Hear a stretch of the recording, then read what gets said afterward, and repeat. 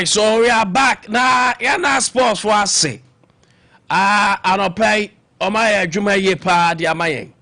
Now, World Cup, and there are a lot of surprises and neighbor. You better come out, you better conquering. Checheku and Roman Nemwa, the reporting in Amaye, but so that may call and I may catch us, Anopay, you better have an exclusive convo. One of the vibrant gentlemen, Sene West, Oko constituency chairman. I'll permit him say Sene West for you hey. Kwame down so potemo.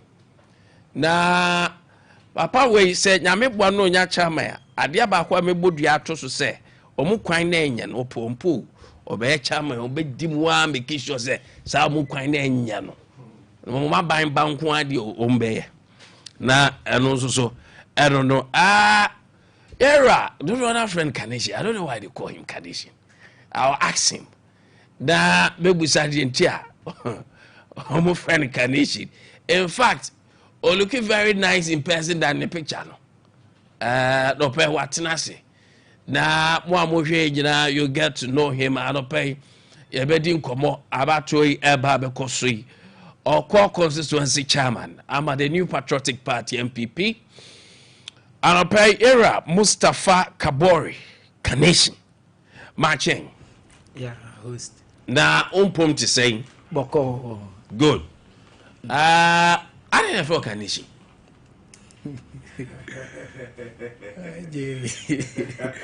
Oh dear, Mufrepa because Tama Kwame di we no to home who say a man for a Kanation I'm say. Tiana mama I drink course you feel Kanation. Host. First of all, Madam Wasi, Michel Bibia, our Sompa FM is Sompa Television. Any FM, any FM Nina so.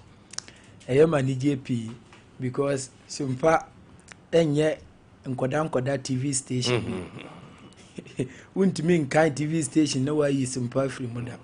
Enti mania jepa amatimi anya opportunity where medekasa wo hase enti mbeda wo host for ene obibia wo hase oya adwuma wo ha medam hase who say na kore ubisa me question send the frame Carnation Carnation anya sam ebinum sam atran cry but anya cry na no yes school wa Carnation na opedo Davi host anya sa I say school, me go Islamic school. Oh, okay. Islamic school. The time now, your master try vocation.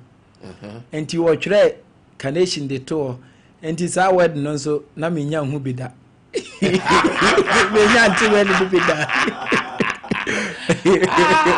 That's right. Hey, where is you?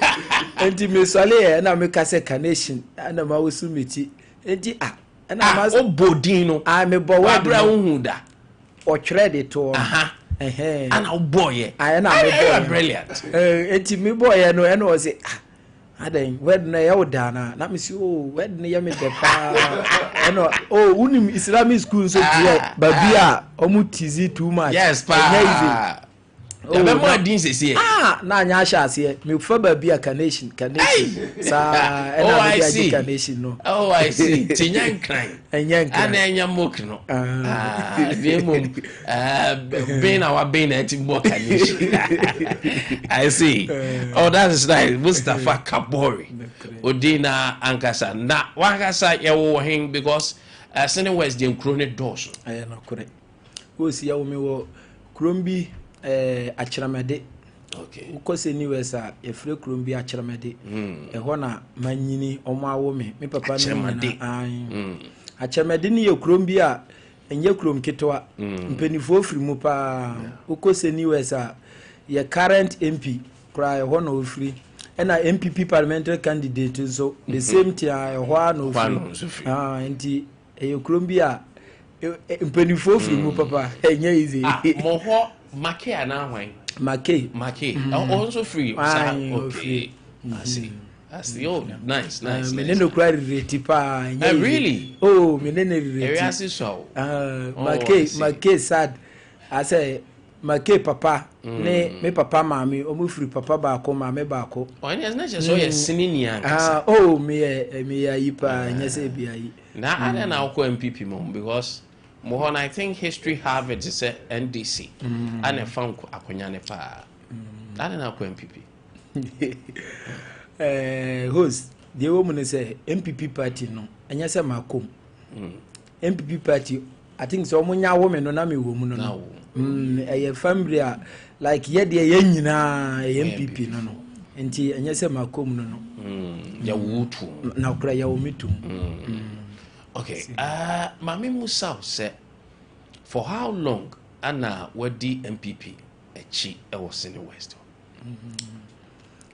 was one say na meka bibi no MPP de na meka say me no ya omitu me che time onya card afi de wa hun say o kabori afi de me so mitimi kan okay I think Kufo era hey Kufo era no be the time no I think 2000 no bet na me nya card na udidi mu na me diachi ko bar ko yi we na kure je adwuma ne sa ya bro na kure enti 2004 na me nya card na afi de say de me ya member betimi na some we vetting ye vetting o qualify me qualify bi ana wakofa o number number ne ye ochina honestly mo woni ye china ebi ma kofefo mu de okay na edentina o person ko constituency chairman edentina person ko constituency chairman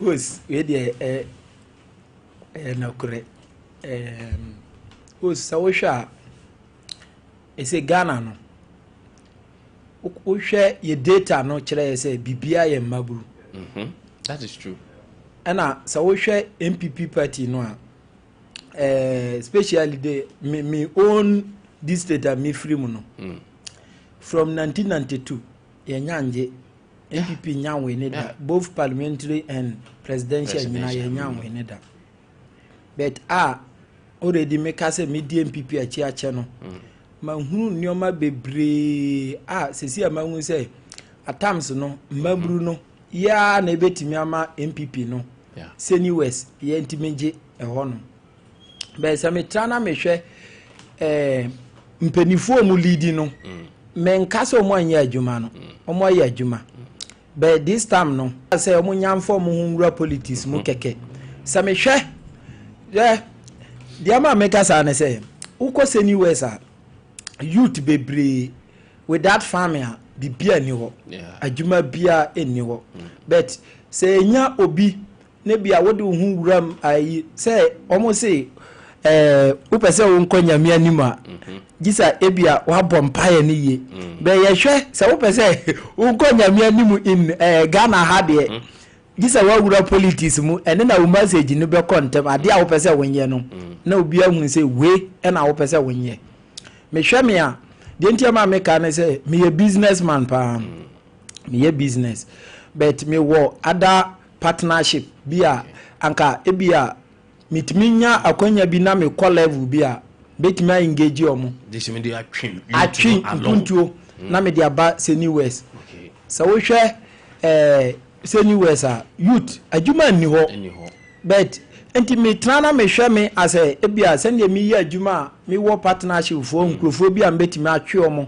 aba kwa me danso ese me ntimi empropose be me occupy post be on your address how can you tell someone say because in the West and also be who say we are fine wo na correct I understand na correct nti sa me hwe away na me say ndie ma me ngura politics no kakra na me womboa bia na matimi aboa me kromfo e bia na ye hwehwe ndura dia si wakra wo hwe nanka nipa bebre mbabro a omu free ye kroma omu wakra no anka omu adwuma bi wo ho I don't think say omu nko dipa e won kra if is wo ko na ni ya me kwa kra me ko hwe ba bi ebinim da kra host na nye nti mitimi try na me nya post wi a metimi anya link babi afri babi na ya bie babi na atimi akate on employment issues no and a ruler ambama employment for the youth na krepa and development Seni West Mr. Pese MPP so no yentimi nwene seat no yem breaki at least there should be a change sana mpese mi hunu na dia ma na dia ba ko pa yehia me pa ne say Seni West omo aye NDC ache too much NDC ache. I think the last time we read more margins na enso sa na kore na enso sa that means move it my ye betimi aye but you believe sir says the Saheka crab bad leadership near your youth ne dia odin e be shemu a na kore ma betimi asesa e betimi asesa won say host ade ba ko ne say won say leadership no me no uko Seni West ye wo trade traditional okay trade traditional no ye wo wiase ena e wo guans ena e wo tribal areas no ena me particular me gina no me wo guans ena me wo tribal areas no me wo mu nyina I see entinu those kind of you we me hwese me ba politics no you can relate with them them me relate obia beba see omo kase kaneshi wonya bade a ye jan because ye nim de wo ye wo party no entinu ti omo kwa le ma me party no ma wo hu ni se emra so se obesom o manfo as a constituency chairperson. Who's na kure MPP party me serve as youth organizer me ye nyoma bebre why are you youth organizer da? I'm a youth organizer for the police station. So still you've had a portfolio in the party. And to win name grounds, no. And you say you are new to Seni Kwanyano. What the near me koso? Minimpa. One of the things are Mete say you're too young. But I think that I don't want to relate to but they have been conforming government appointees. When you change, I don't think say it should be an obstacle. Say you are too young. Me who young be out here. I've been in be. You are ready to serve. You have been in the MPP for a very long time. And there, Omoka say, how are you? And I want to be me an American. Hoods. Mati bebre pa serious. Omoka a lot. At the family home be say me a young and I'm in experience. Those kind of I bet. Only experience will be our polling station that only experience. Like how? And then dear me person men cresa a you know moka no enfru ono. And the platform we so. Party no. First of all, who be some say a dear na me yama party no. No question. Party no me ye nyoma bebre e de boa MPP party. Cause one say obi a oye polling station executive a obua party. Na one say nipa no oye ready so obesevu party no. Me a polling station executive. I think me sa wo team youth kasa football team. That be enye football MPP youth team. Okay. Me organize omo in terms of ye ko kifita omo timi frame fa unkro for no bra. Hey. Na ma wo sanko for no ho pa omo wo ho. Say MPP mo anya bibi kura me ankasa bi de misika de ye bibi de mo. Wow. Me de mo. Wow, bottom sika. Me am bottom sika. Na de who say sika no we young ti fashion. I don't understand some of these days. Okay. Well, so ube we say MPP party Kwame Danso at times even NDC for no bi kura me a won say ye hono etuda bi a ye koto aba ye to skirt and brass. NDC for no bi won etuda bi a me a no mo engage me. Won so mo ntimi nko parliamentary candidate wo say bi a say ni say be o mo engage me to me bottom na ma yiska na me de aboa party no say ye ntimi nwe ne power ye koki fit nsuo ne drink ne nyoma bebre me timi sponsor. Wow. Me ma if you current MPP ye ka ye teso o mo de MPP party ka o mo de we campaign ndana mi wokumase a o mo frɛ me say ka no ties ni nyina say ni spring no me toka ai ni nyina na me de amom chairman yo wo ho I don't know mo frɛ chairman no interesting interesting say ye din sem bi ye ho ano Then when we do Mamradia, we will say a forever. But I think Sesame West for any atra age. But what is important, say, Obi or walk a hodino pepper. So, it's not about age. When it comes to age, you can lead and go for more appointment. Oh, my has a medium few. You are just like them. Yeah. See, which one is also near the other. But, Mammy Musao, aside the way, I think let me was a second question. My mom answer me and send my next one. So say, "Beya, for when you so say, are you or the ma 4 years mansa? Don't make it can say usa nyabotre nisa. Ombeke kasachi. Omukasho say na fun." Oh, Mr. Host, me dear, my who say, Nyoma bi bebre omoka no ebi wo ade a omoka na bi a discourage ebe ma obama bu say wuntimi nko be me those kind of things no enhame good enhame kura because minimisi adwuma no betimi ayenti no omoka kura me ntie bibia enti one party for say ya ye polling station about one party for na kasa didi nkomo a saying na wo ankasa personally you say Sir John say fear delegates but one kasa so who so obere na to bi ahun so we lu so ahun ground saying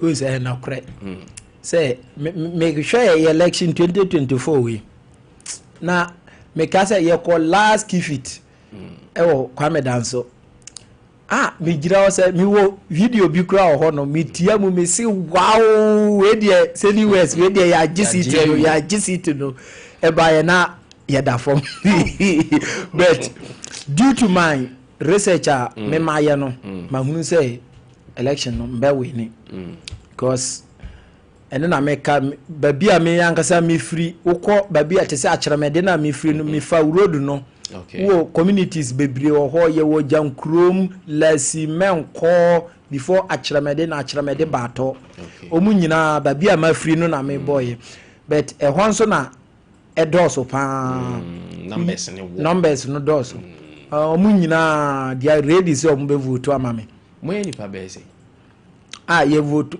mo kopre so fa nipa be say nipa mienu chama no teso ne say ba na and the otiso no ye first vice be say no okọ for chairman na ye chairman yankopo ato nza afre no oh so bad so my first vice ne act as chairman ano no ase obesa ko eno no ase ko nti onsuru bibia da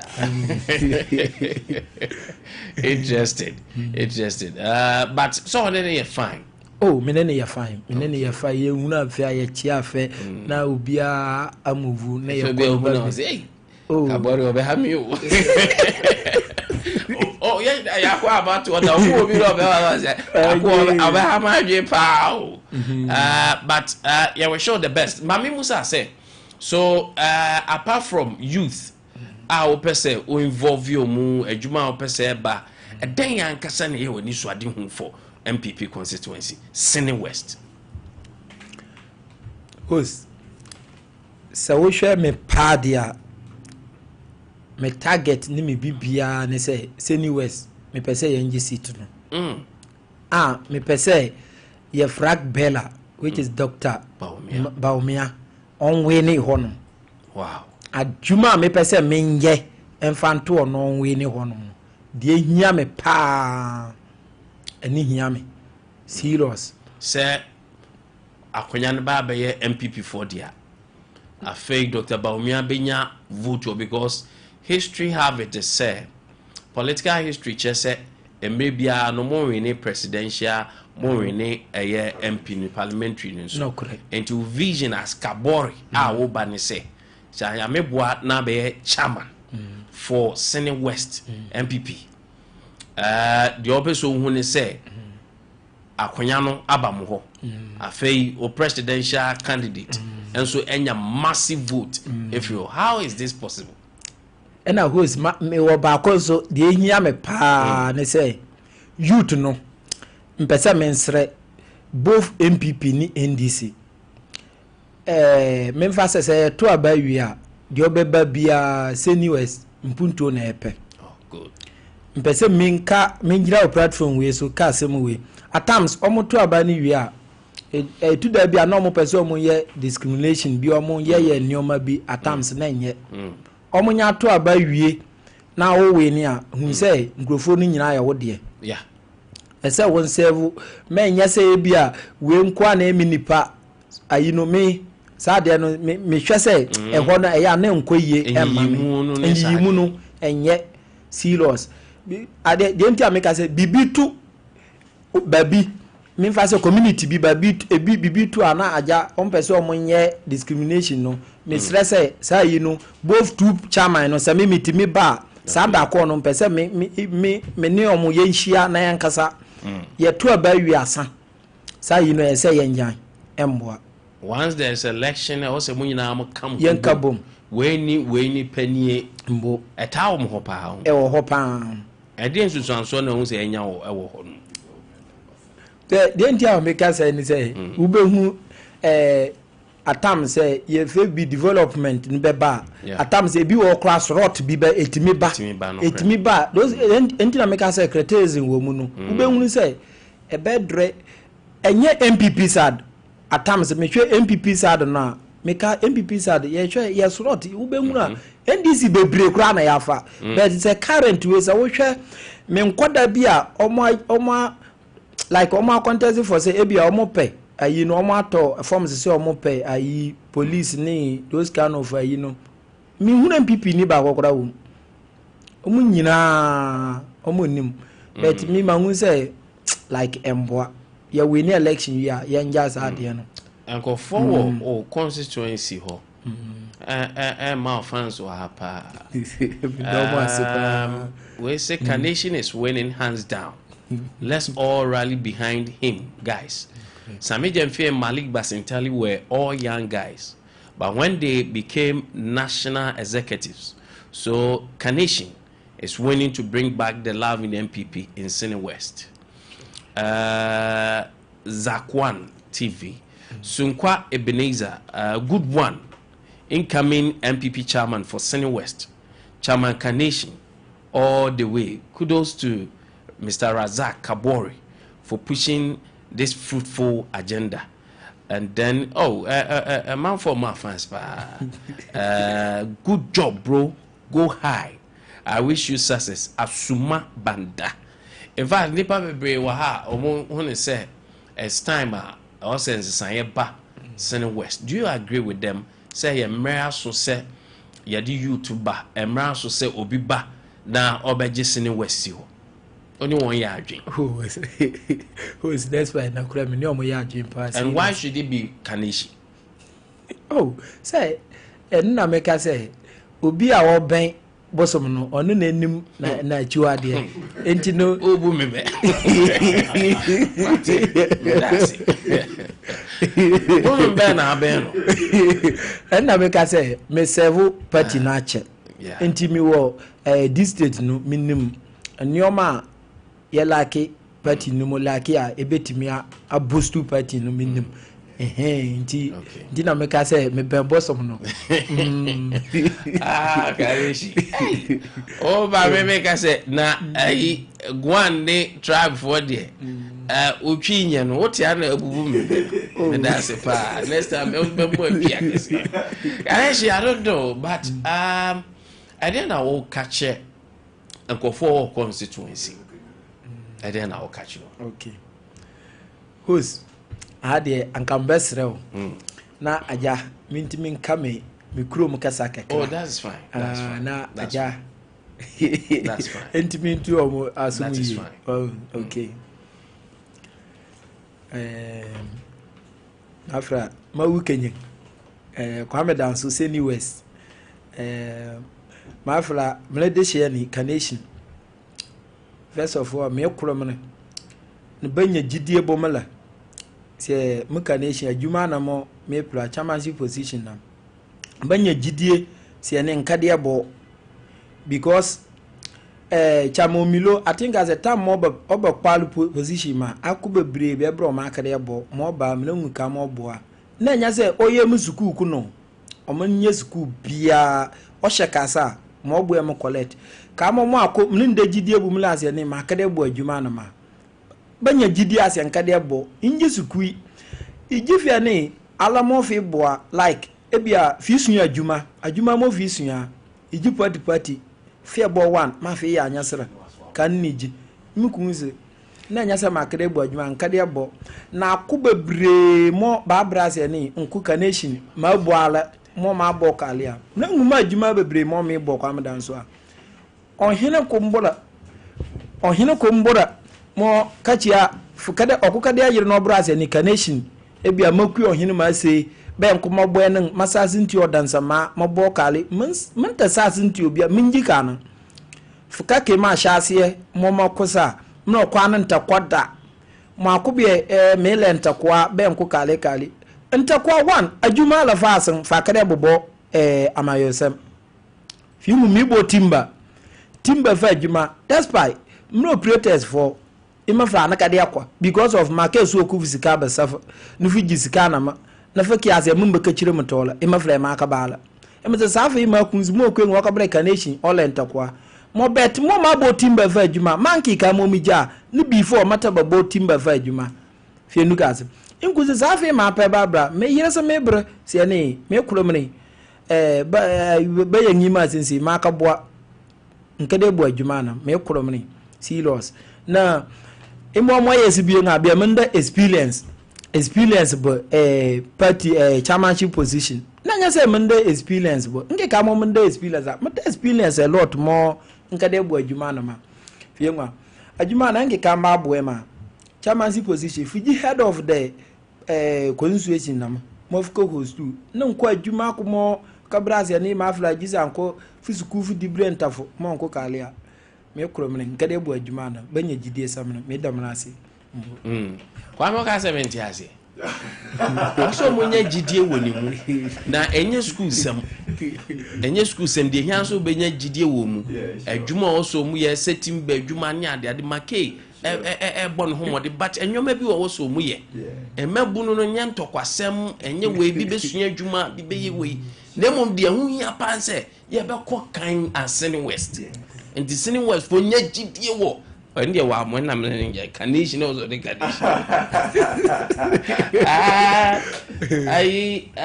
Aba Zakari also chow Aba Zakari say good morning to you a lot of Sini West for show and a lot of people who are not even from Sini West and so show Zakwan TV anope mame chow pa Yakubu Dombote krawo offense ono so oma good boy ma times up there oba is je fans offensive phone in that all right my nurse so buy na yen we show the very best na me boa ochena ana mo kwa akofa numbers and is that not so? Yes sir. And here we show the very best you say yankopon say oni wanim kan na afi Sini West phone so hunu say Sini West phone so hunu say emre no aso.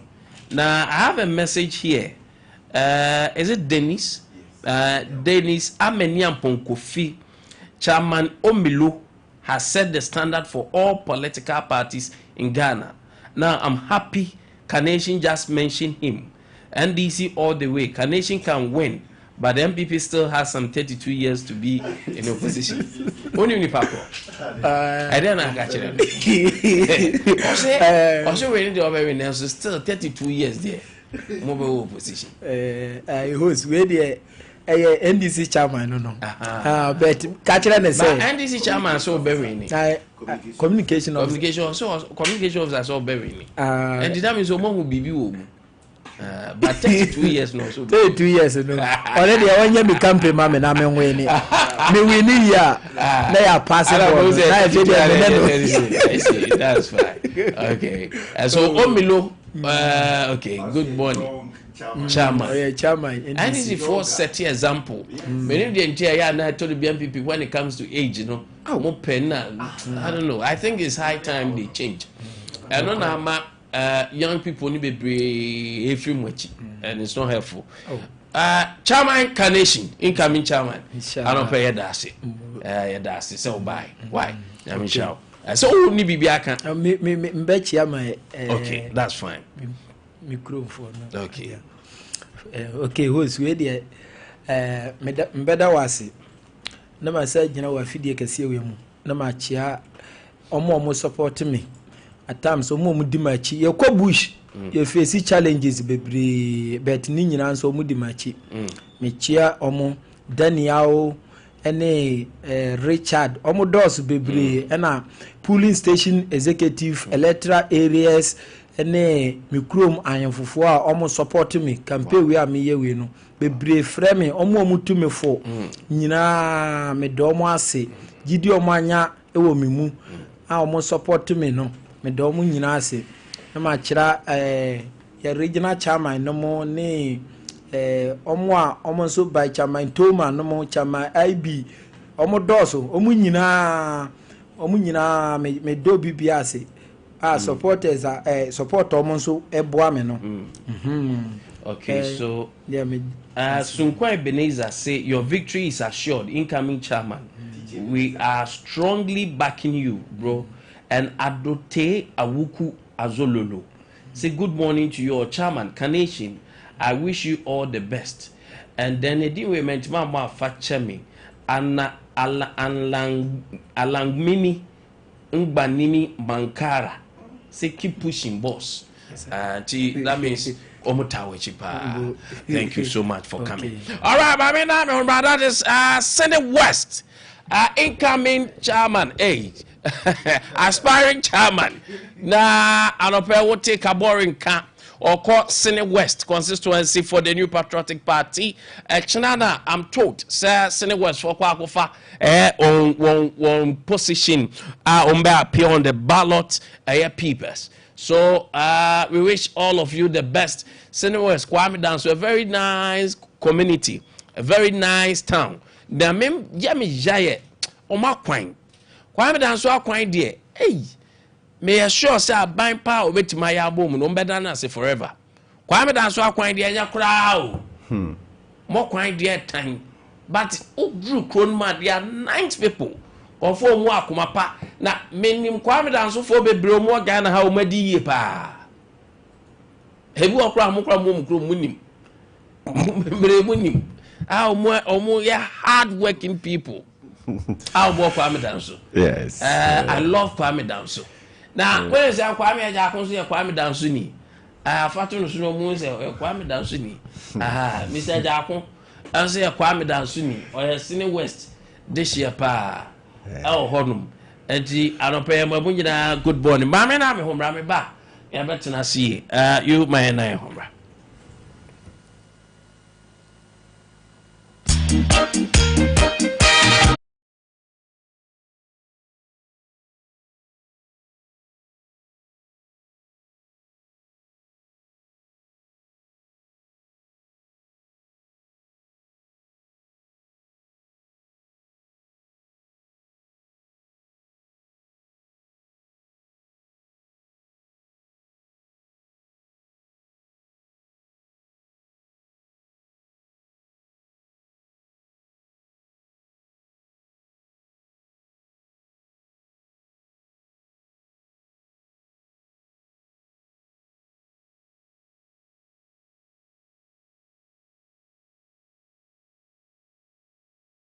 yeah na arawo sempa era kan de bebre na ntimi anko adwuma ekran bebre ntimi anko adwuma na anu ada sa wo hwe nsuo no se de ayiri na monten kra monten so maka cho se ade ba akọ amanfo enim no aye se awos ya sha ade we nso ka bia our level edru ka bia our level edru ne mecha ni tintin yem ne height ni tintin yem the height of ka bia our height ye yusu ba one thing I want hwe ni ya amanfo bebre enya enyi hunim de kese eye ka no ne tintin mu ye ensuo bia wo volume a etokodura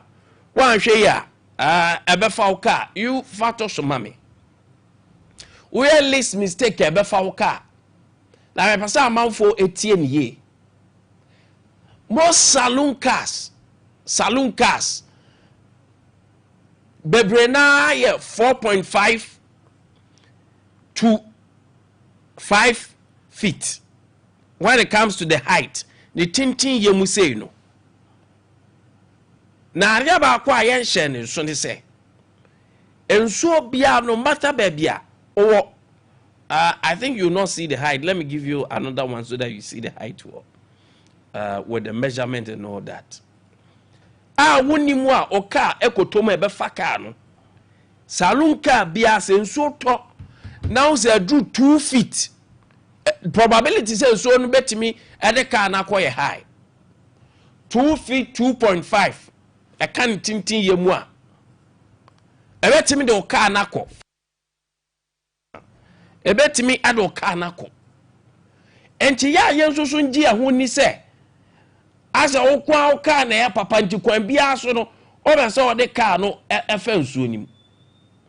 If you are not careful, so saloon car ne tintin mu ye free boot no ekoka nanim no aka bumper no mo saloon cars no ye e be 10 to 14 feet me share width no e be 14 to 16 feet medium you say emuwa you can see say stretchy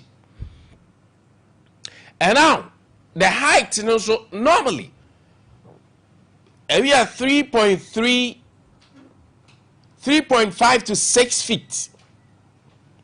Are being 4.5 to 5 feet. And the tintin we yen say free from kokana pampem car and pampema it will be a bit now, a bit national. The moment a bedroom 2 feet, 2.5 feet no. Oh yeah, who bear my baby so they fat and so ma. Oh yeah, who bear my baby so they fell so ma. And so bet him do kanako. But sometimes yana you bring the engine of the car. Say car ne want me. Car na want dinti. Me de fell so nim. Era man go for baby car e no. Oh gang say car ne ho ye den. O car ni ye mono enti o me de befam saloon cars na especially o tai edru sa fit nda wan hwe ya e betwe car na twe wan kasa de wawura nsuo nim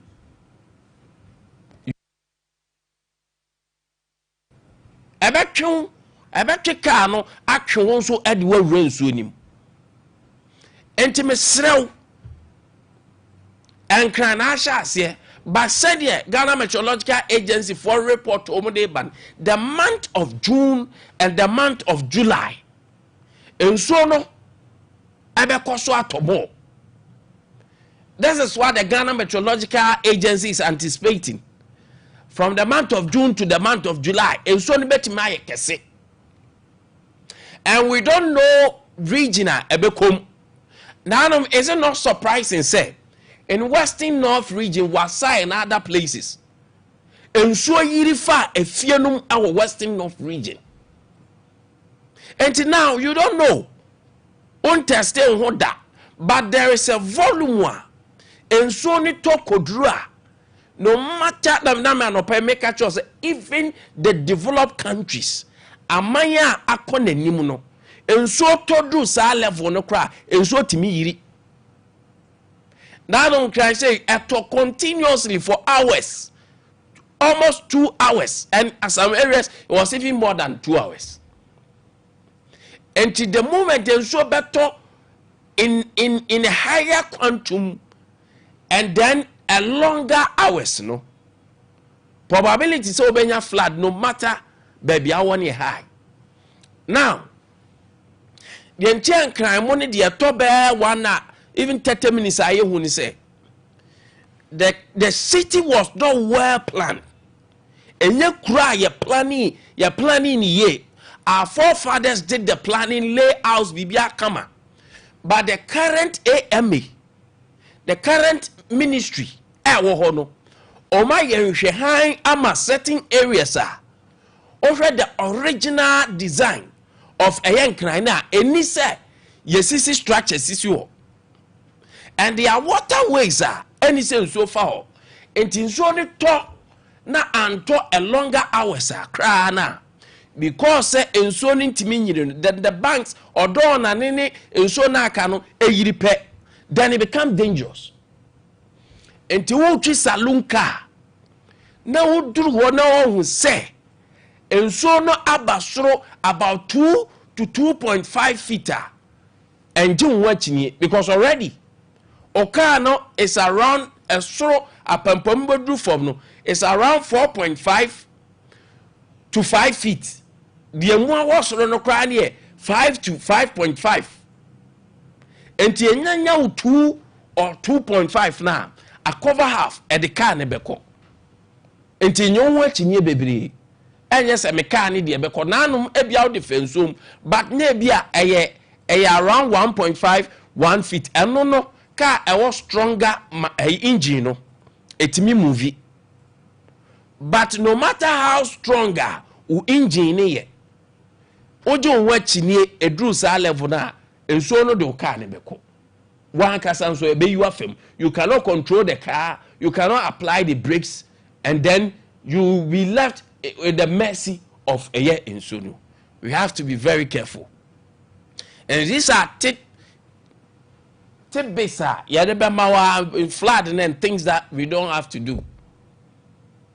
And one of the things are, na ehu paye areas ni bihwe. Se wanwa, etodo bi akania. Odan wom ya waya no earth wom. But in as much as say earth wom no, se connection na anye ya. Odi ade shem na won so ekra, so hwe switch na light na etimi so kakra. Enti se light ahoma etigu form na enso to a. Enyo wachine se ebia ECG fo adum no. Anavia fo adum no. Uye mistake eno so ebetimakun. We have to be very careful. Anna say no enso to a we want to obi apese otwaba social media no so first. Sometimes the lightning I can't just anya agrada no na kunipa because eno ye sound the yet in ye sound. But lightning travel faster than sound. Enti lightning beba ansana sound girinaba. Enti ansana girini beba no na lightning du boni awie. Enti adu boni awie and what you can hear is the sound. Enti you say agrada na kunipa debi.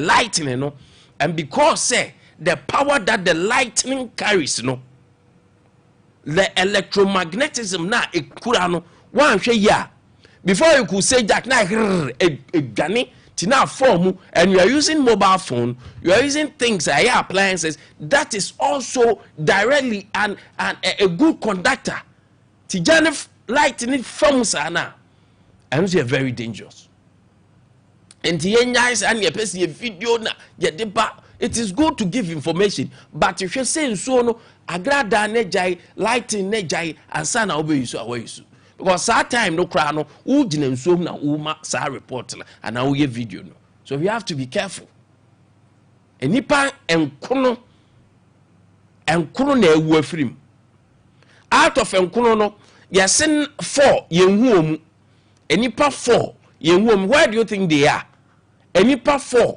yenhu omu no ehefa na adwin so omu it is getting dangerous. And the Ghana Meteorological Agency says so ni nyanya enti I was ye put to proper measures but mami mo the team Ghana Fire Service the rescue team and no be say Navy for so call all that they are doing well but there is a conflict but because of media and into Omba said there's no conflict and now odi ahweniye Canada sanitation jina ne baby say wahwe hu a sanitation or works and housing or local government enti yenhu conflict way but you know can we should have a badia this time round we need them that will do a proper work for us if not okunya ye kun enko babia ko ministry no bia ne ideas or deba but there should be a round table discussion. Because say when you know about because we don't prepare. These are some neighbor. Then you get people who try to do the optics. People who try to do something. Say I say ye bibi. I say ye bibi many people. But the proper planning for the ministries, we are not seeing it. Why are you matching? A point to say. We cannot complain. We cannot complain. If I should announce it, I don't know the Adomi. The beer will dress in the old wall. I don't pay beer and the other mammy. And so the mammy a classic. No, but a classic, a classic. Opinion a classic. I'm going to own him life, bo. Life, and Minya Baton, La Course in tea. A man for Shigu. And refuse on your bema. Say, yeah, Kawasama, Nadia, mean power to your Kawasami and can you? Nancy, I carry an Amazon. Now, but just me mood. Not Mengas Robin, so fast and for but me, Jad, you are looking nice. Medasi, Yamisha. Okay. One can sound so home fair. Me patron Medasi. Also, you are fearfully and wonderfully made. We are nice gentlemen. Usumpa. Nana Kwame Nkwantabisa. Sine filiu merwafoni. Munye jako. Munye jako mati do obetase a obetete bisa.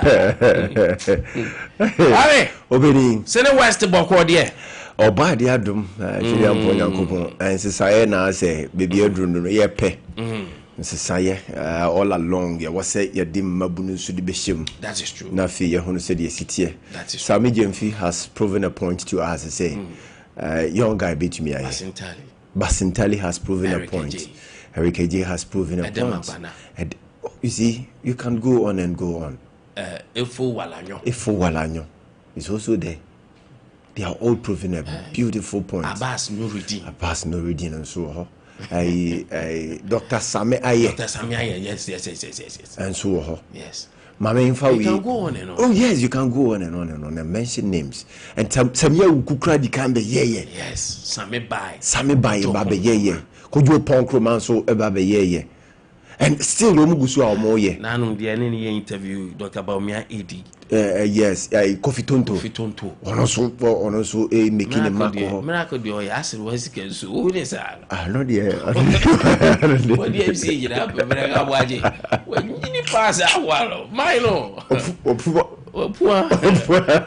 But I go away. Senior. Ababena, I will be so buyers won't confirm my buyers. Still the same size. Sana miracle. Papa. Sana miracle. Mranti kwa before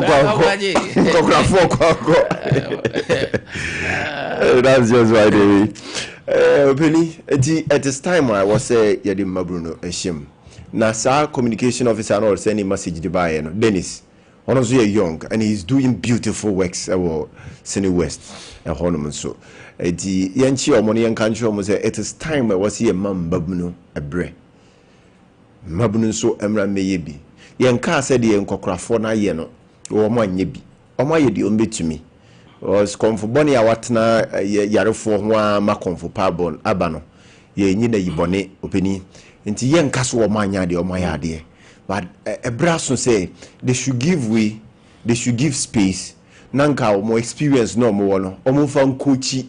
Mrantie no mo nso eden eba no wo mo fa ntenetene omo wo mo fa nkyere omo kwan nanka omo enhome nanka omo muscles ni mu said omo sia exhaust omo ho no rest kakra mram yes because they say na ye nantie e konkurasi yes ye ko ha ye ya ha ye yesi yes dynamics in politics necessary yes there should be fresh mind yes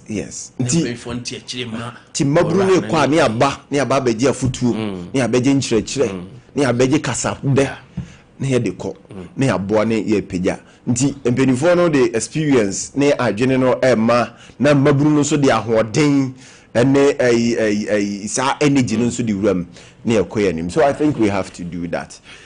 Deep I mean check me chrome for Kwame down so for muti me anopai. Open flood issue yi.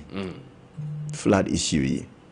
And thank you very much, sir. What this futu no so Ade Aba say wo car men challenge you ho say me car near papa me engineer papa nti me famu akọ enra obeni STC bus CB kra no esuo de koye chale esuo e de bus ankasa esuo de koye na wo salunka wo salunka esuo no e dane bus na ni sei as a driver timuno ready execution e dane ni sei e na de ne ko serious. I was like, what? Na oti moto sunsu to awazi opeso from ko. Ebeni oti moto so. Ezo to awazi. Me say akwai new experience. Kwame na obisa ateto ana ogasi moto yi. Edru be moto ni mpese obekọ. Hi. Ti omu ye se sa ade a omu si aye ya na enso ni twi moto na akwai di moto ni ekwo ni moto. Ana say na akwai nya moto no ma moto ni nko. Moto ni kwa na aye dey. And motor ni kyon also along hey, forgetting say nso na to no. But yawo nam no nso na me ho kra nso asan ye true. And the ties no entumi nya sa friction no fem survivor. Yes. Me say mra president call yes. Or you should chop at nam. Yes. And I'm say hey, na say ye de ye hu ni ye. Say akra say video ni hu ye. I can't choose say decentralization na anya adwuma. Yeah. Ebia ne so pini. Yeah. Adwuma ni krum. O mine adwuma nim. Ti obia adwen ne se me kwa akra na me adwuma ye. Nti onya kwa akra na se enya tomu ani ma me mpe ba bi nsi dan se be ya metumi ato aso apisika no. Ti ba bi obenya bia. And Kwame, there's this conversation I quite around say akra de here ne so obenya ba bi de oti ato. Exactly. Ti se ba bi odin ti beto no se yensuo mu, se yemfuturo mu, se yamna mu, se enso din o. The person is cool with it. Because when we say the survivor, it depends on baby and it bedding ebeto. Now dear chair what me sorry akojima. As much as say pay baby adano, let's be very careful. Because we join your Facebook says here, circle new, right? She a hot and soon a submerge baby for baby aji baby. This is one I will say open baby adan to what see what the see in suo kwan no. And then you bear there no other. And the last part of it, ni nyina ba be wi say e was say aban eden ebam. Tisika aban ayesi bi a wa plan dia to baby say me de kwa koye education ye, me de koye agriculture ye, me de koye agri business, me de koye we no. This say ye di yensa ko bossa sika mu because there's a contingency right now that needs to be handled, that needs to be dealt with, that needs a quick solution to it. Nti yebekwa ko fa sa sika no. Nti school no ebekwa so atete apura pansam. Unemployment no ebekwa so aye se de atie. Agriculture sector no ebekwa so asay because we have caused all of these things. And as much as Kwame yetime mufo so na yakoso no me wi a mese so bo ni nyina yemfa mo the system yemfa mbo the authorities na omo hweso say enke ha your waterways ha eye biaya ni nkwan say yesidan but nam say no ko fio kakra obi betna office agi agu ne bottom agi ato ne ho e dia twa ba binti no oji ya baby abekwa kosi dan na si ne say yo say nyo ni amawa kwa kosi and there be ameka town and country planning for wo mu di anya wo krum ha. The district assemblies, the municipal assemblies, the metropolitan assemblies, women su e di anya wo krum ha na no to asase ni wia o to asase ni wie na ni pare ba erect a diner asia opini and also about the permit. Are you telling me say nti diner mo sisi ni mo amaje permit na so mo amaje permit nso a mo ni monitoring team woman nam grounds say baby yes dan na si no esafata and it is a dan we there aside say you better also stop work produce permit no say you realize say nsi baby we say this a dan we there was ye bugu dan say obeba be hu ye o masie wie e ka mabonie na wababitua ashase no one pay respect and from my assembly no if someone respectable no shase pija ni dan di si ba bi odi si a adenti na wosi mi hu ni mobo wa boka ti wo je kakra bi amana sidan na si wona nsuo to a aba be fa no na sa ba be dani assembly no ni o minor sudie. Why would you do that? Why would you allow that to happen? So at the end of the day, as much as human activities are causing the system, the authorities, will take key responsibility of what has transpired. I feel you hopeful.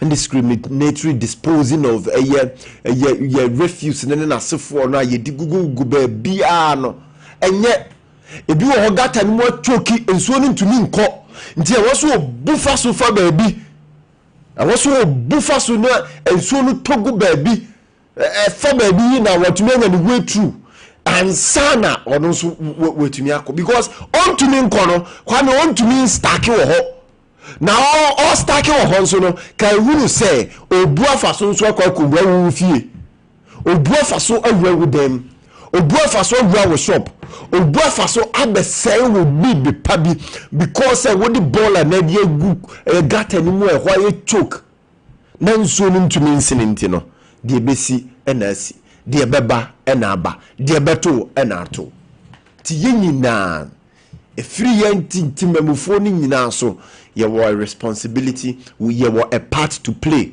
and sana ye wia ye de sobo ni nyina de abo system no ni aban and sana ye wia ye de sobo ni nyina de abo assembly for no enti say ye tackle sa menasi ne this horrible scenes ye hu ya ebinum nyuma say ebika say ebiadan say na ade a lot of distraction and a lot of financial burden ebeto timemufo so ne aban so no awasi yehunu say assemblies no the authorities no they are so much responsible for this because one man kwaya manansi edana nsi ho ade abayi emma so one man kwaya ama bola no watu egu baabi a yehu ye no nanka obeni ne ache no ne na komran kwan so ne asamai no first no ne from tankers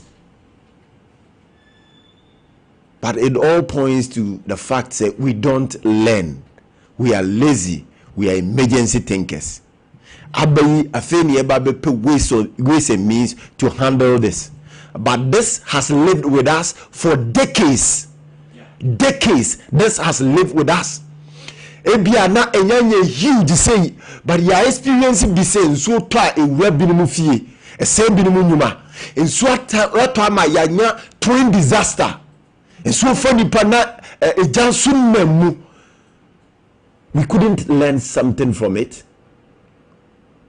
We couldn't let that alone guide us and to caution us to be responsible in thinking, in implementing some policies be.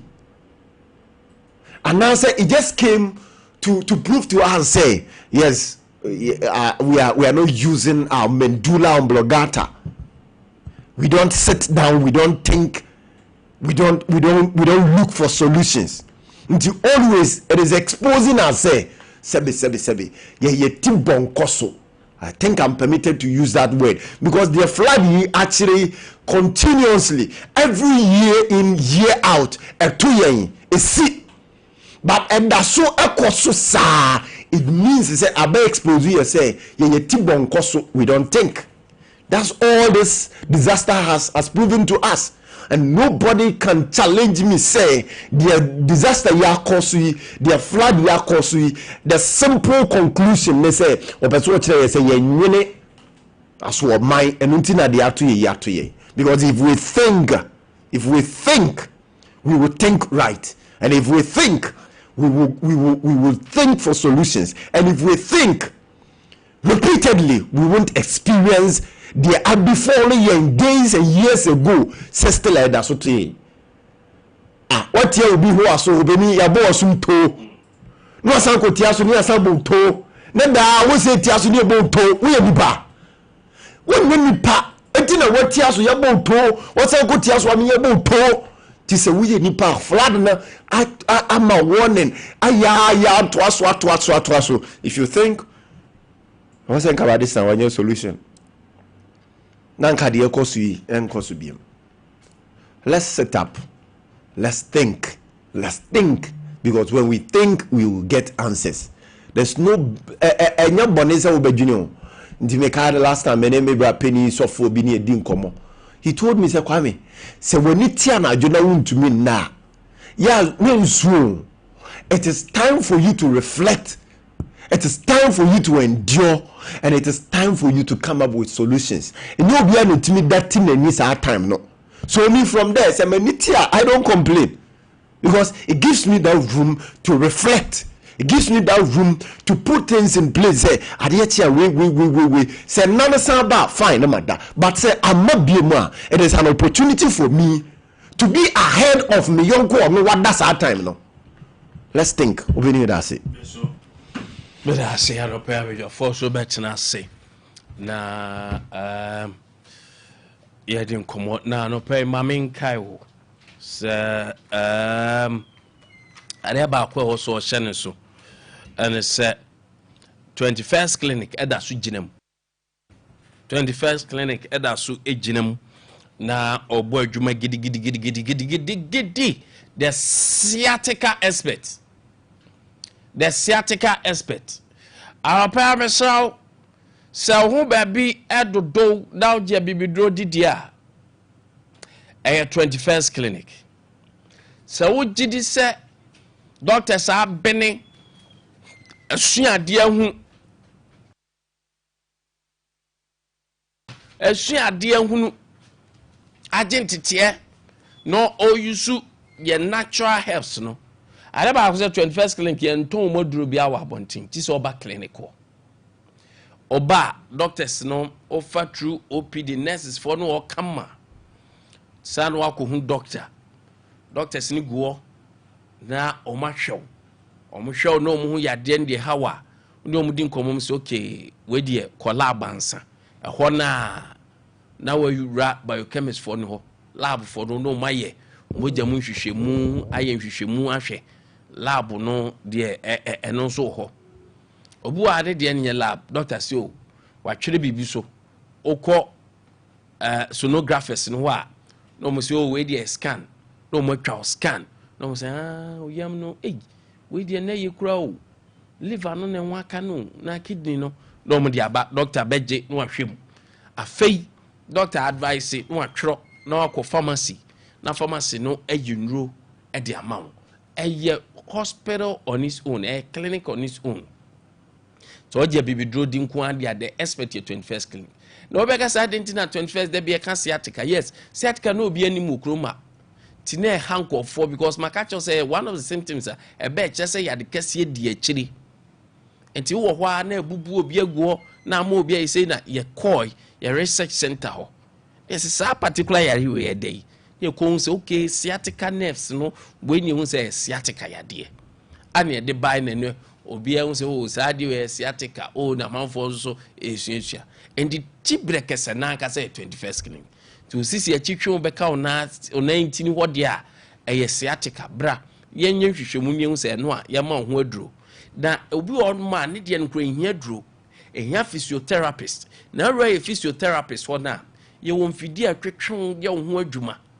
And san ye wo physio for ankasa o ankasa so di o mun sabe ba befa entini na checking your ma ene nkasa na ye bibia fine 21st clinic anope ye wo over 15 branches said ye bebu awnie call numbers ne fa ne frɛ call center ne active ofra baby e be oni abon akọ 0540311311 0540311311 0540311311 0249311311 0249311311 natie ebi audio wo Kumasi Ashanti region de ben pa ye ehwa overseas ade no to fast from run about be fatafo apankro no ba obaha ehwa Sompa TV Sompa FM wo so no mu no wo fom o ba bon se Alpha Radio ye ne o mu ben so enti anopay oto ho ye dey bra na 21st show obo ase for monko cancel quarters monko cancel quarters ko junction ho hodam be hu saa so den kran kan ne odome se ye ko Tantra Hill ho ana oba be hu sunyane yo ye ne regional hospital no na edi animhwe se teaching hospital sunyane teaching hospital ye ne your mothers there in fair odu regional hospital first gate wo ye ne na opposite nti ube hu ye ho saa so den kran say ho techima GN Bank edan da de nim ho ne o de offer numbers na ye bebo ba bia ben na ya ma waba anopeta go heba Mr. Tago heba Mr. Tago nie heba nie Mr. nie Tago heba Mr. say o ye bema wa dress fine wa bo watch wa show space wa betena se o fa eda wani mo penka ho na se o phone dan change se o bia ye set na nso so e bia obeduru pamu na nye ugu wani mase unya Tago heba Mr. Impotence de nye adabrijo de nye mesrewa Tago heba Mr. Unya tinka wa me dem ni feelings o hwe wani age so di feelings o yare sa hanso so no ba hanso sa yade pa no oduru infections ye wa Tago heba Mr. O got drugstore pharmacy shop heba shop bia obenya biato 0243228296 0243228296 Tago heba Mr.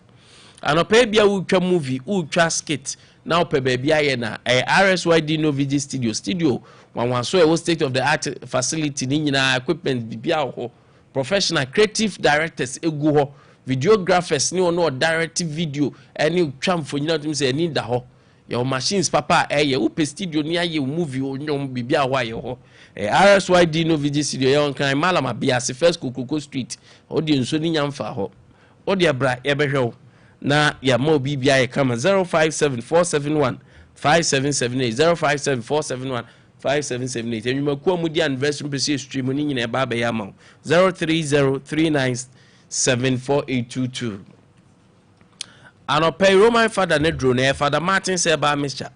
Roman father ne drone ni free tete na da so gina na so ye adwuma Roman father ne drone no say why you titi stroke anacho pressure diabetes body pains once your body pains your weakness go ahonam tutu obi on so ahonam ayo bete onya Roman father ne drone yade aye kwanko da so a Roman father ne drone anope drugstore pharmacy shop bia the best medicine for all sickness drugstore pharmacy shop herbal shop obenya biato o de 0247 919 122 0247 919 122 and 0552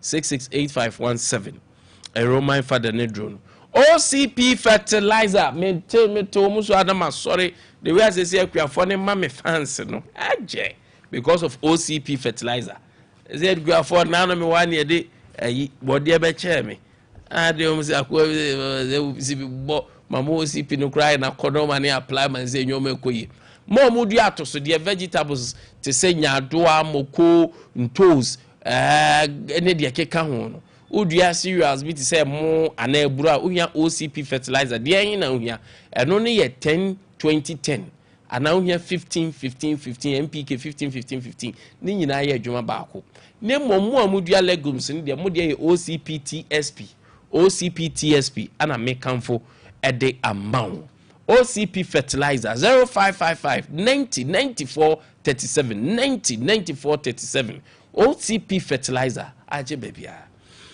Justice Atena say anope Justice Jinamama the National Democratic Congress NDC Justice anope ma change ya Nkwantabisa manje so ora na mpom ti say ahweye ena de nam edo bad ya say hu ye de na ti say enije abapa sa pepe neti na anope yenwram na yeni nkomo yenyina yenim de si won kan this is not the first time we can trace way back so that time cry now wo BR no na abani nyina ho way back a check afibia perennial anytime bia yete de tia nete afekura de kwa na ekoso yenim say developed countries enso ni to in the highest a year etimi yiri o baby but ye as a todo bia enu sa quantum no cry you still see people struggling.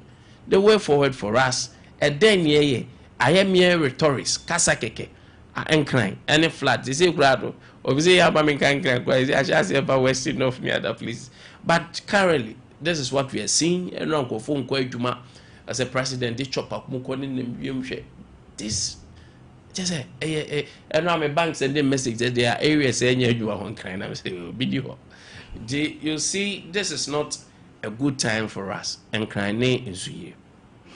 Yeah, Nkwantabisa is indeed I no cressa na answer na meko topic ni so no mamemfa akwanye yenchia wahwefo na otiefo a amomonte show ni na across all the social media platform na mama abusuafo no yakọ because they are happy in crying day ayade yeye na ohwe ensuo no na hwe pictures and the videos on all social media platforms na ohwe enema flooding we dey akọ enipa wu in fact ayara hosam any kwan say yede yamoyasem nti ohwe issue where the issue is bigger than politics.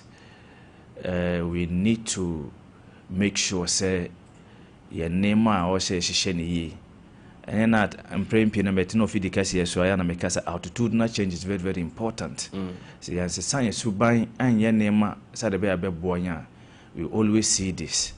So aban was say o make sure na sa nema we na yetimi hwe ho asemka na the citizen want solutions.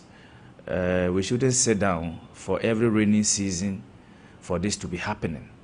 Now, without getting any solution about it. NPP and NDC. So it is a high time we need to sit up as a citizens. And when they say, "Hey, yeah," to the sense say, "O my mo ayeti, emprempino, ye Christopher, ye Muslim for." We have traditional leaders.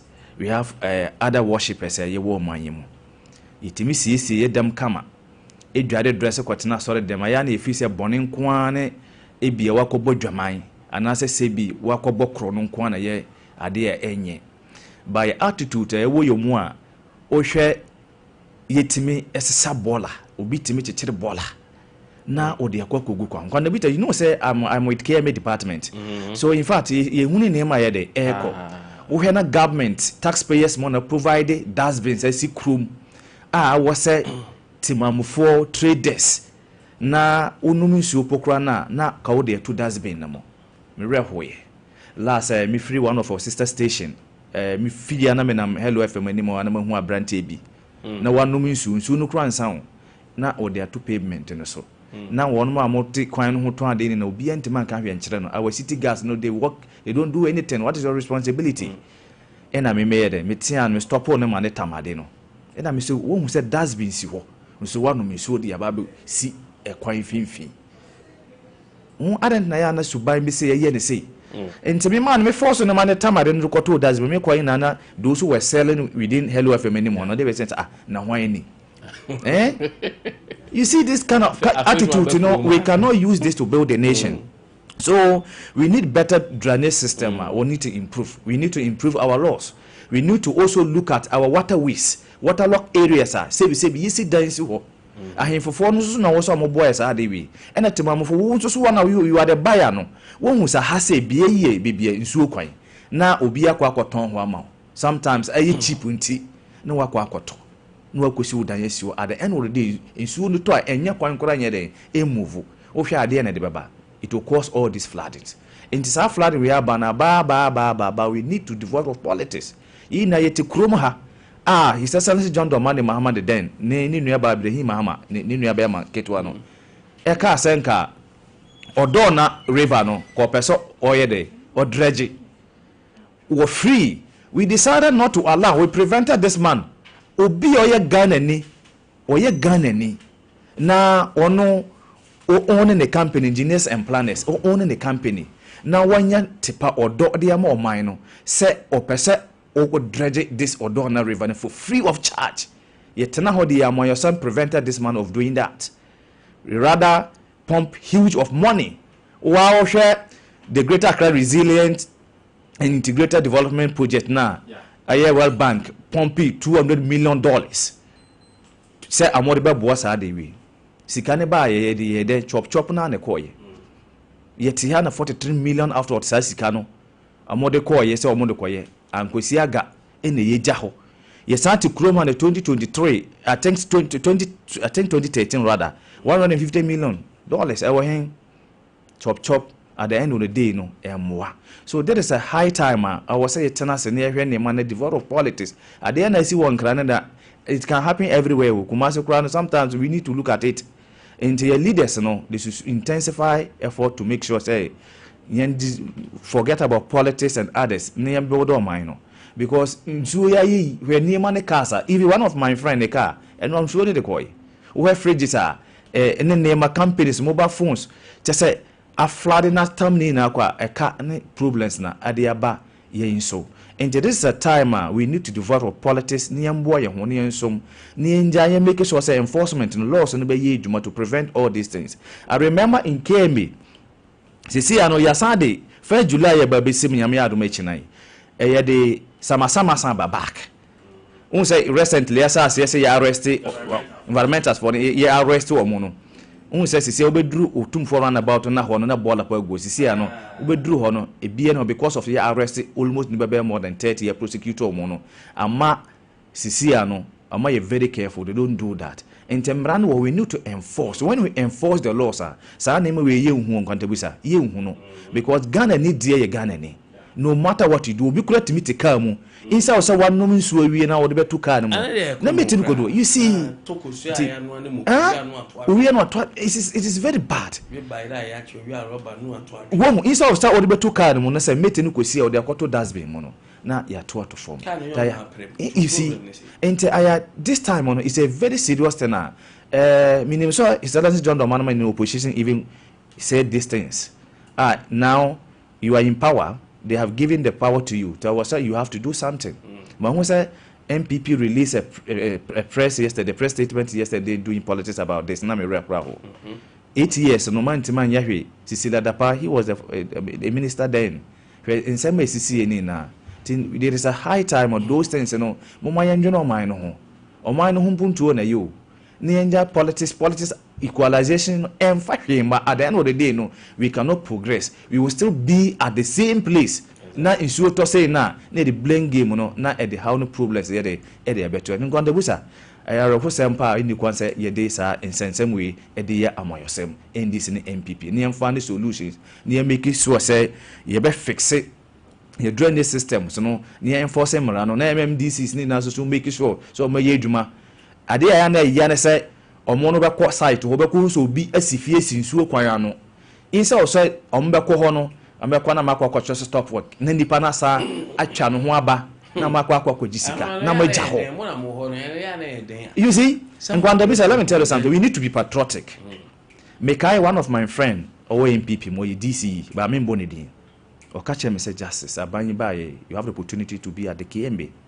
Into what can make you rich is baby you want the sika dey I for two of the mommy. Yeah, I'm telling you, Nkwantabisa, I don't want to mention the person you will show now. Oh, I'm not surprised. You see, say, in fact, we need to enforce the laws. Say, enforce laws that they can prevent all these things. Oh, yeah.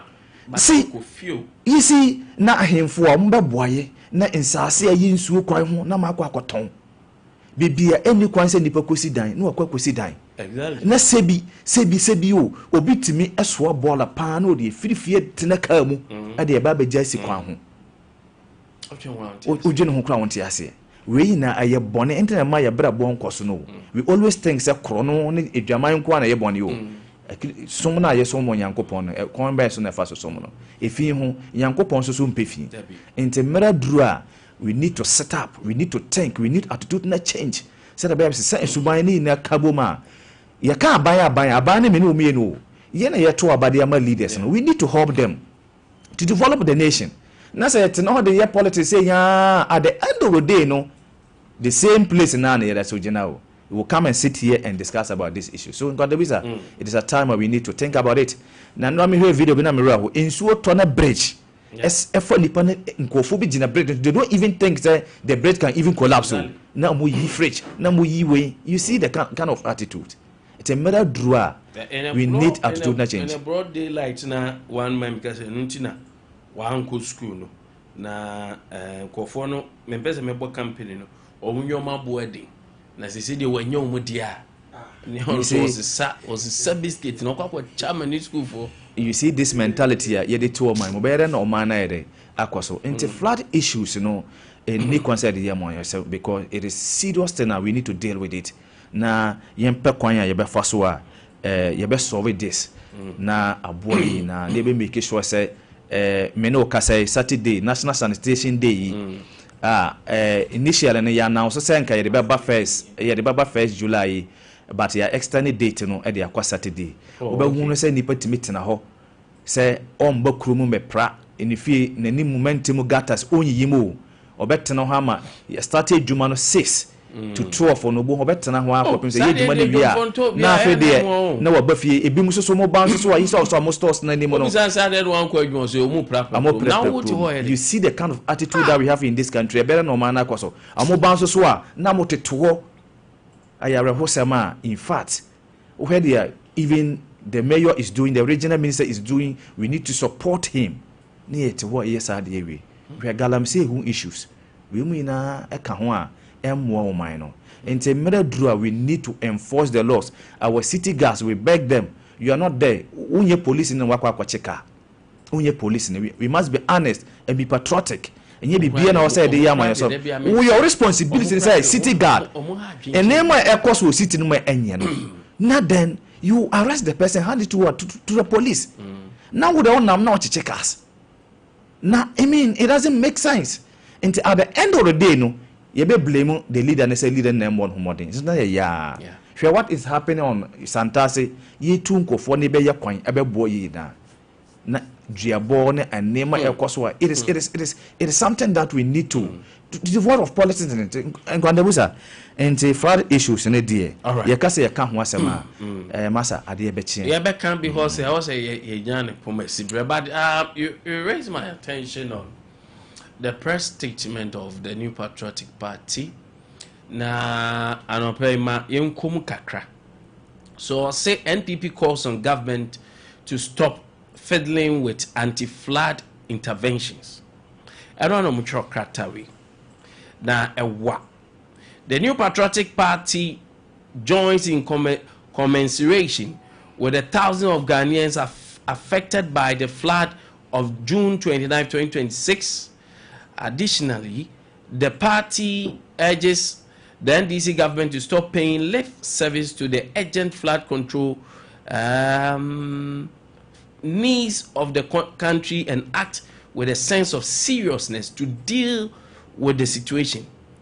In what is fast becoming a recurring June 3rd movement, Ghanaians are wading through flood waters on their way to work, watching their livelihood wash away, and waiting for a government that seems more interested in looking busy than actually solving anything. Today, June 29, 2026, flood has hit the N1 highway, Apenkwa, Chimota, Kaneshi, Weja, Spintes, Dakuman Junction, and just it goes on and on and on. Instead of showing seriousness to deal with the situation, the current NDC administration has only offered confusion and PR stance in response. Firstly, the obvious confusion under President Mahama government architecture is worrisome, and that this NDC rich-set government flood management has been split between two ministries, the Ministry of Local Government and the Ministry of Works, Housing and Water Resources. The result is not collaboration, it is a turf war. Two ministers fighting for space, for cameras, for credit, whilst Accra drowns. Neither ministry is functioning at all at a full capacity because neither knows where its mandate ends nor does the others begin. That is not the administrative inconvenience. That is the reliction of duty by design.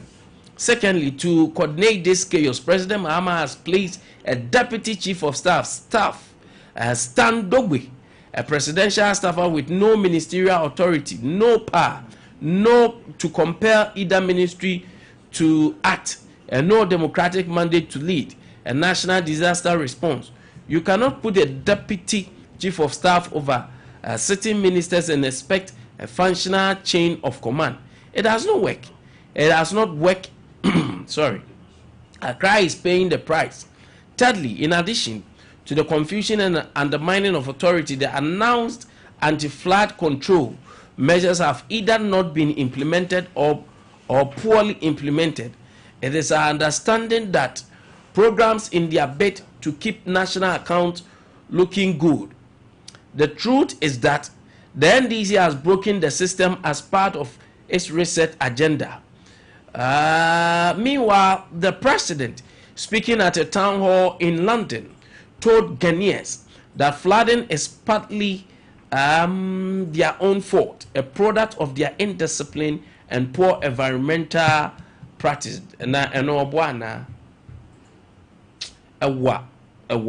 We reject the framing entirely. Ghanaians are tired of being told the fight against flooding is a shared responsibility. Every time the rain comes, shared responsibility is not an excuse to avoid accountability. That is true. A government that cannot even decide who is in charge of flood management, let alone fix it, has failed its most basic duty.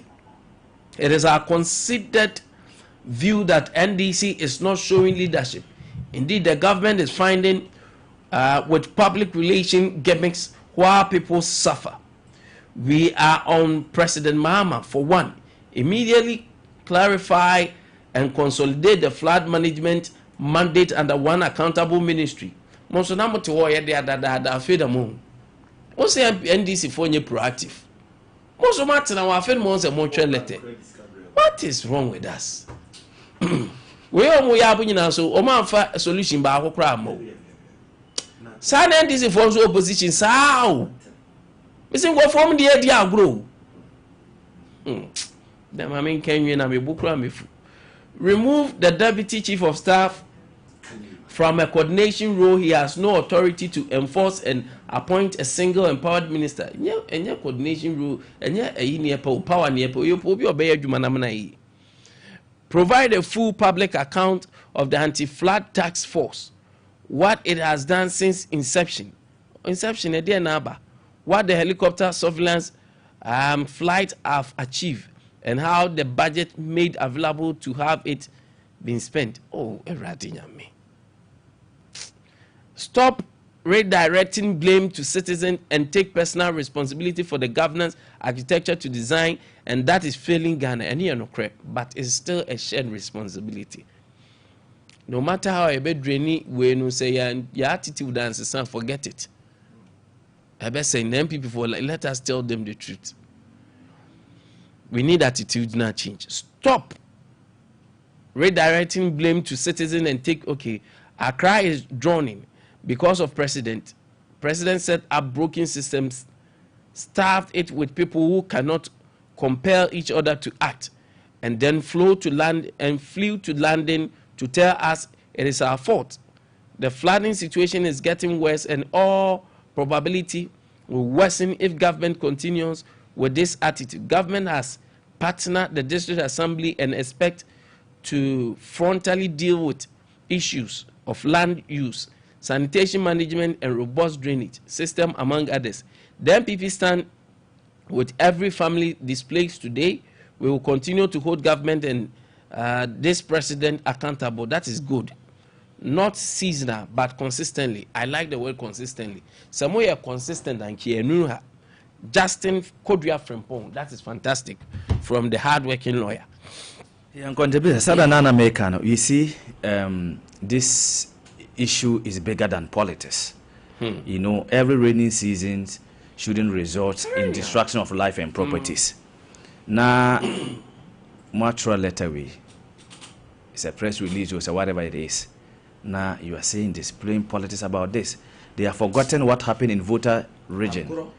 The president also, Akufo-Addo, urges Ghanaians not to politicize flood situation in voter region. The same thing happened. So now we need to find solutions. That is what the government is trying to do now. We need to support him. Now, we blame politics about this.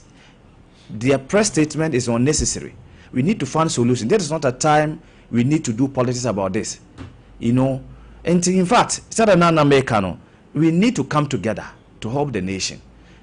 Because we want man yet, more 8 years, want man yet. Not the current government or also, we need to support it. You know, look at the kind of attitude you people are saying, asking the government to remove someone. And yeah, any solution. No, that's not the solution. And Tabanwe was also making sure say, 2 million Ghanaians for atrocity no, we shouldn't joke with it. The Biameka say power is a loan. So power is a loan given to you. And to know how you the 2 million man as a one to me and yet they are. Now they know the day no one say nambe. Then Nkwantabisa, there's a high time we need to stop about politics. Name any question we shouldn't do politics about this. We should find solutions to help us. Ebinese the ACCC we need to now we are in the raining season. We even know when the rain will even stop. You see, now your policies among some ever Saturday who are there a boy. This is the time Ghanaians yam wire home. A business national sanitation day by young kind of in a YMP near corporate crew. Said they dress ye neat, you know. Said who democracy or proud. Until we need to stop about all this unnecessary politicization of everything and come together to support the president to make sure to fix the problems we are facing now. Enra na mene Ghana Metro ni bi dinkomo, in fact a retired one, as to follow the update of young weather. Na okacheme and few minutes na say Ghana Meteorological Agency sade we are better.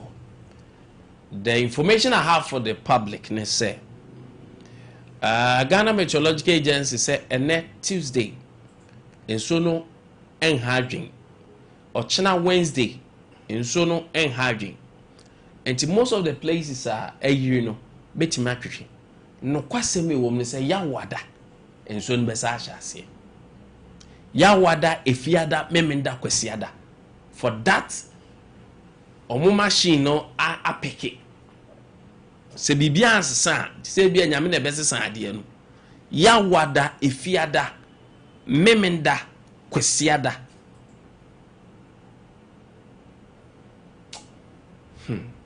Na me hu e mobo na se eto se de sa ato won kran na e che the plane fan kran for ni nyina aba serious. So that is the advice. And I run na opinion ne kasa no se Nkwantabisa afiwe enso beto pa June July no ye wie June na wo se enso ni bebre to June nim and to a movie to July, so we should expect more rains. I be free waba. To me, the way I have problem no, I say the new patriotic party MPP no, NDC, so confusion now most between the local government and the works and housing. Who sanitation proper. That is where I may have a problem. I know MPP for are hitting right on the head because I know Pemi can want them. No, it's a home statement in him. And two, I may disagree with Omonso Bibiri because MPP should be a proper opposition. And it's a semblance and no critique. And there may be what they should be consistent. Said you can't let him because we need a hard-working, a well calculated attempter and opposition in the Bama now see. Yempe situation and near Biamanyosem. Why if you would buy MPP for trade when and this for so called refer to voter region then another year. Nobody abaya Manyosem near Sa Corne, we are Bonia Sabe Yensu, Sa near Koba. And then high. That's your last topic now. I feel me fetching for and so ye embrem. A whole lot of messages are nearby. Many time and so dear room. Financial Ministry cites 10.7 billion 2025 NHIS funding has held financing reforms deeping. This time round NHIS so yenya awarding bibrio with more funding yɛhwɛ sɛ nnwoma bɛ continue national institution. Yeah, Nkwantabisa, it's true, but we must ask importance accountability questions. How much of the funding has actually been disbursed? And it's very, very important. We need to ask. Are medicine more available? We need to ask all these things because health is the heartbeat of every nation.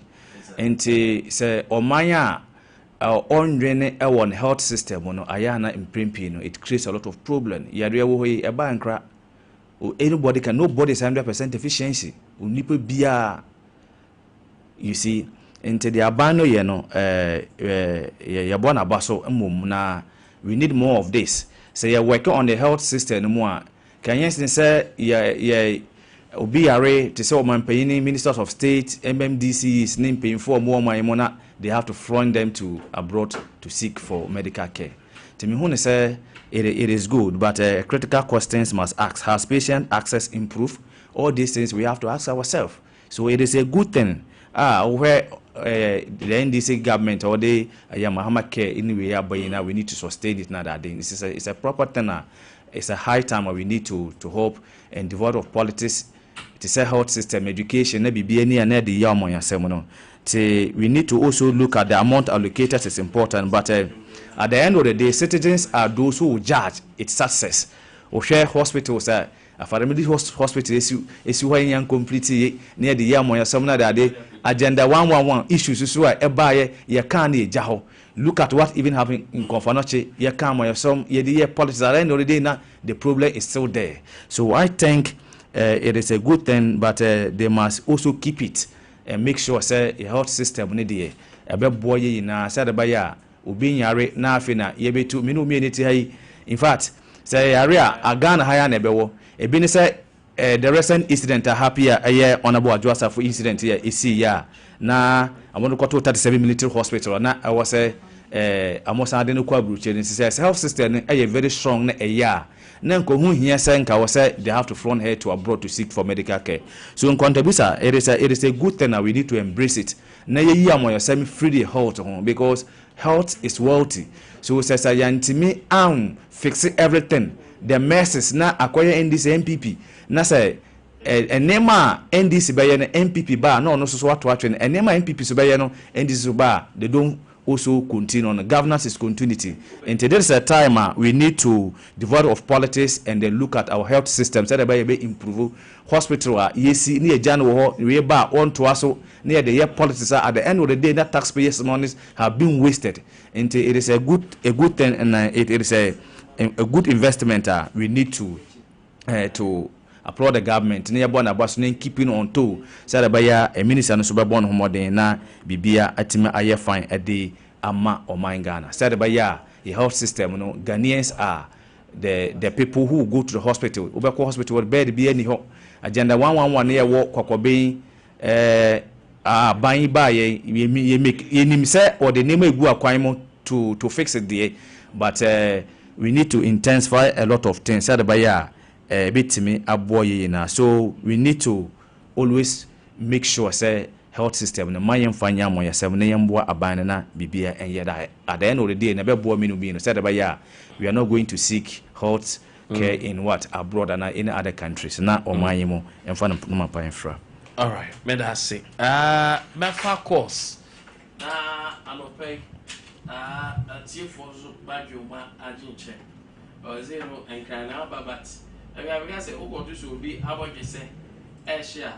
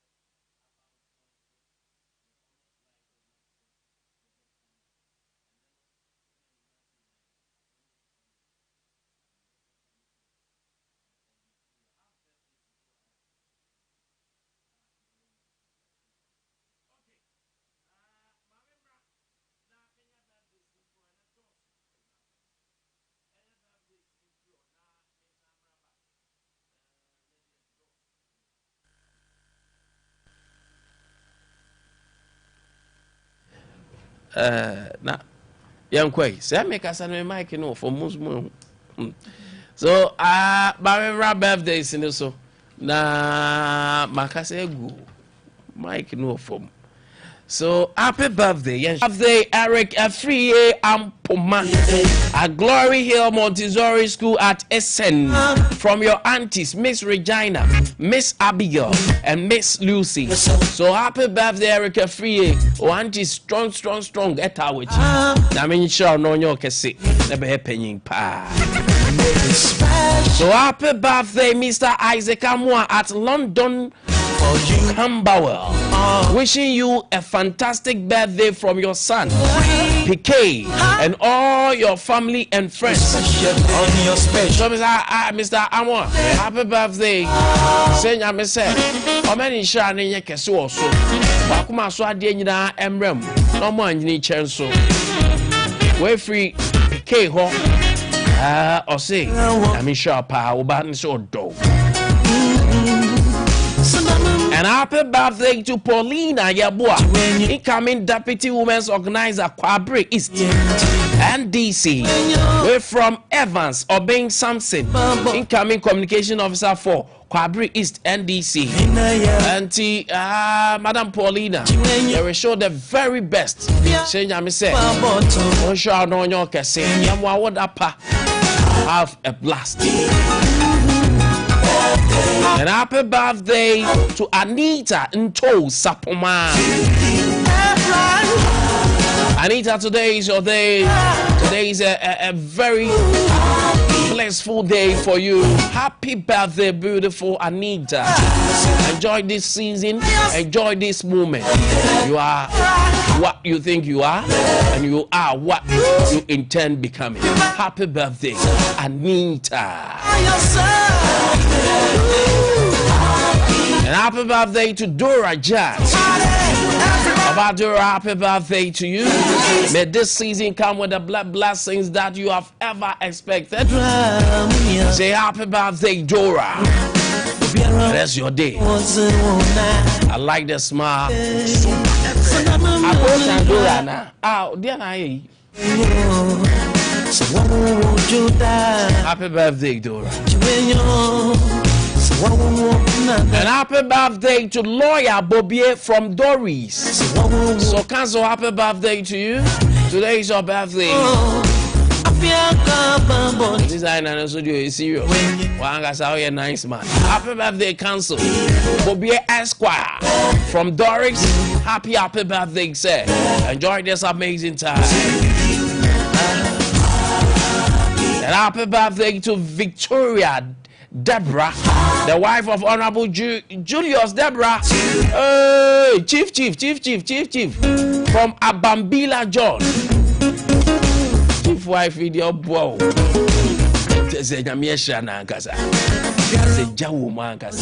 Happy birthday, Auntie Vic. Enjoy this wonderful time.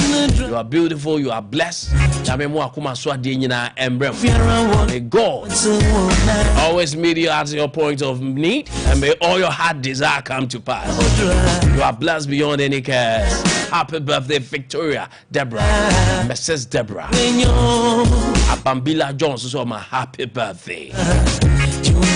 On that note, my phone call 055-055-193-1931, 0548-931-931. Hello, good morning.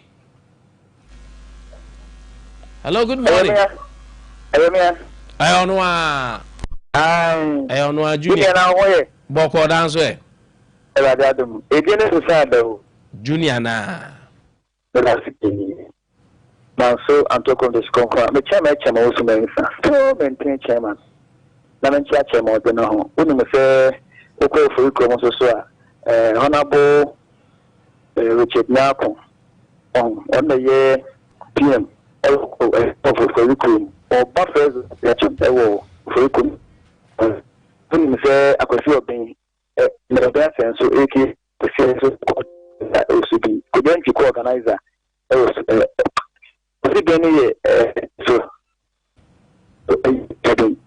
that means you tell me say I have to be in this call I feel to watch it. This is Mama, why is it in Ano? In my ear, Oh. Hello. Junior line entity call. Me patch me jinaso. Come up for what? President. Our lines in hello, good morning. Hello, good morning. Line in yet. I don't pay. I don't know. Right across. All right. But Medo BBRC. That make us a sports for Tenase and Bapa. Any team no and check you with everybody. Hello, good morning. Hello. Is it the say? Hello. Yes, what you mean? Barbara online my fancy.